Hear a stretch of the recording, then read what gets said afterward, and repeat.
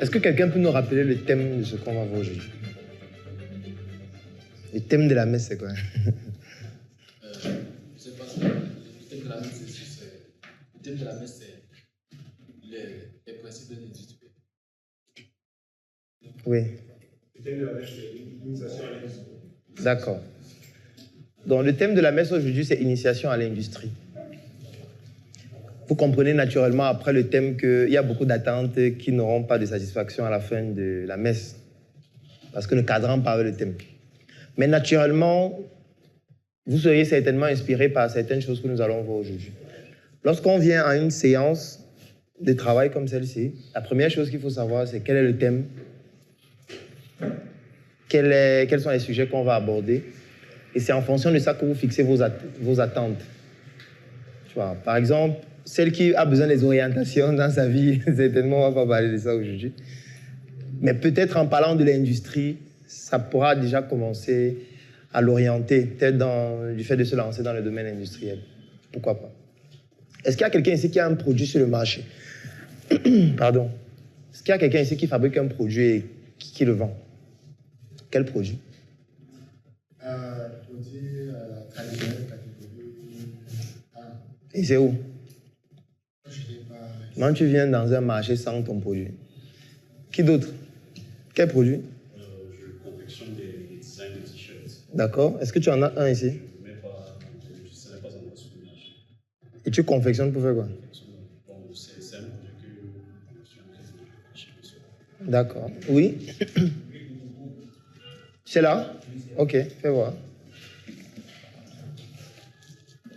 Ce n'est pas encore étiqueté, mais c'est qui est le marché étiqueté. Ok. Et pourquoi tu n'es pas venu avec ce qui est étiqueté?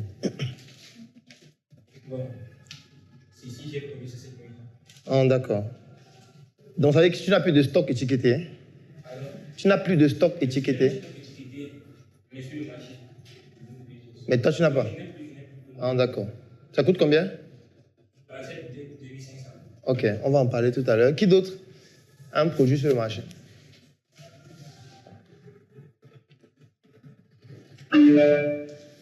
Ok.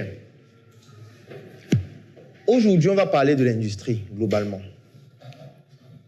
Et lorsqu'il faut parler de l'industrie, il faut bien comprendre quelles sont les bases dans le domaine de l'industrie. C'est pour ça que le thème, il y a un mot-clé qui s'appelle l'initiation.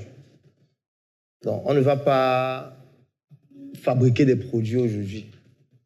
On ne va pas aller en profondeur sur certains éléments qui ne sont pas forcément nécessaires au début, surtout pour des personnes qui n'ont pas encore de notions en industrie. Donc aujourd'hui, on va vraiment faire de l'initiation, on va parler des notions de base fondamentales. Alors, et pour cela, il sera donc important de commencer par des définitions. Donc on va commencer par l'industrie. L'industrie. Est-ce que quelqu'un peut me dire ce que c'est que l'industrie? C'est quoi l'industrie? L'industrie, c'est quoi? Oui. D'après moi, l'industrie, c'est un secteur de l'économie qui utilise une matière première, la transforme et la commercialise.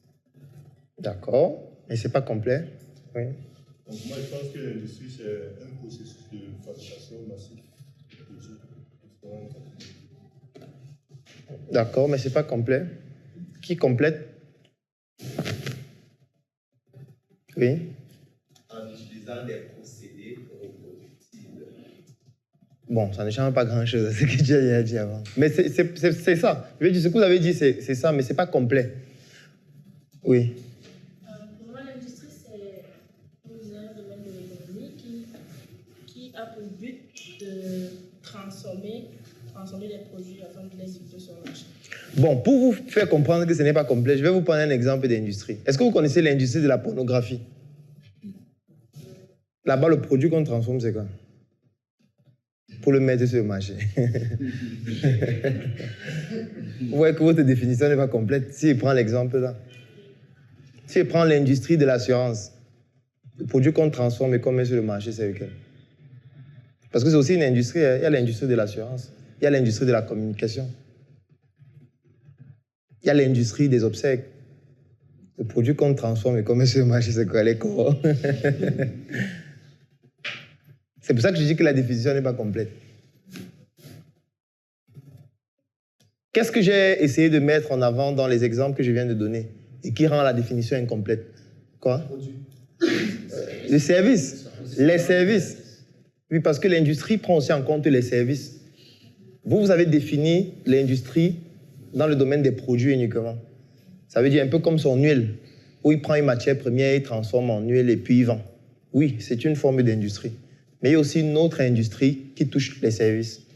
C'est vrai que les pays qui utilisent beaucoup plus les industries qui touchent les services sont des pays qui ont déjà dépassé le niveau de l'industrie des produits ou qui sont passés déjà à une autre révolution industrielle ou alors qui n'ont pas l'environnement ou alors l'écosystème qui permet de faire l'industrie des produits. Je vais prendre un exemple. La Corée du Sud. La Corée du Sud n'excelle pas dans l'industrie des produits.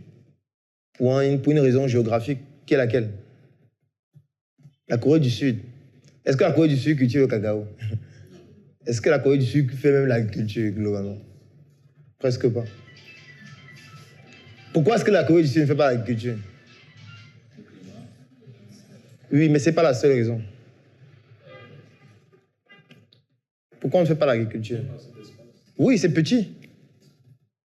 C'est petit. Lui qui est sur son téléphone, il va nous faire une recherche tout de suite. Corée du Sud, superficie. La superficie de la Corée du Sud, c'est combien? 98 480 km². D'accord. Maintenant, on va comparer ça avec la superficie du littoral. Tape superficie littorale, Cameroun, c'est combien?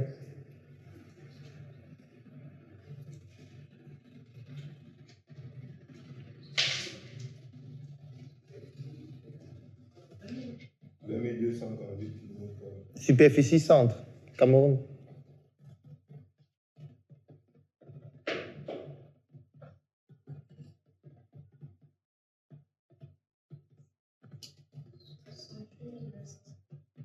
Combien? Donc, vous voyez que rien que le centre, le littoral, c'est presque comme toute la Corée du Sud. Sauf que dans cette Corée du Sud, là, il faut d'abord que... Bon, maintenant, tape maintenant habitants, Corée du Sud. Nombre d'habitants. Ça va te permettre de bien comprendre ce que je veux dire.